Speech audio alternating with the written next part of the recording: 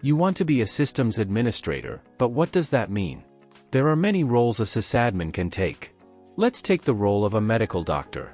You could focus on the heart, lungs, feet, hands, teeth, and so much more. It's the same type of choices you'll be faced when becoming a SysAdmin.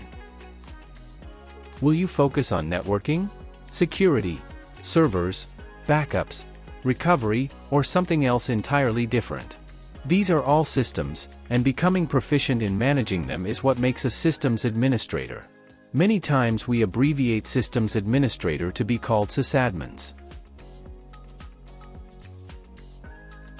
Many times we abbreviate systems administrator to be called SysAdmins.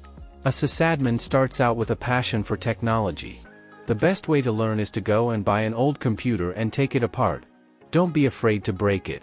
When I first realized this was an area in which I wanted to pursue, I went online and bought some old computer equipment.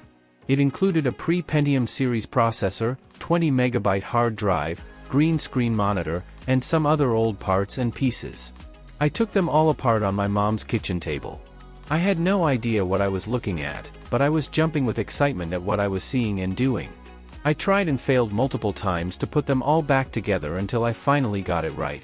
I went to sign up for community college courses and I was on my way.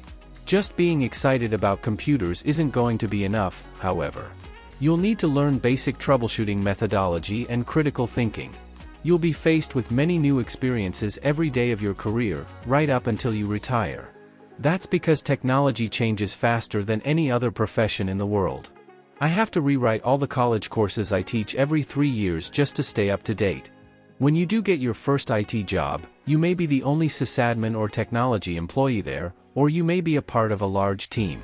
You never know until your first day what your job and responsibilities will be. You can lean heavily on the training you'll receive on your way to becoming a sysadmin to get you through the interview process and on your way to solving your first computer problem professionally.